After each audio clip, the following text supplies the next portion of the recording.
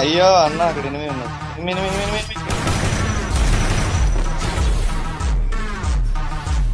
చేస్తున్నాడు.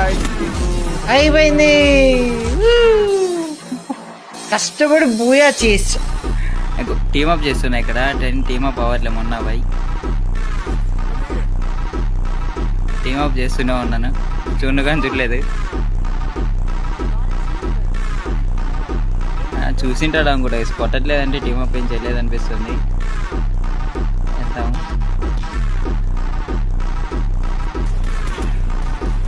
అరే కొడుతున్నాడు ఏంది? టీమప్ చేస్తే కొడతారా? ఆ బబ్బీ బ్యాచ్ కొన్నా పోయి కొట్టేసిన గైస్.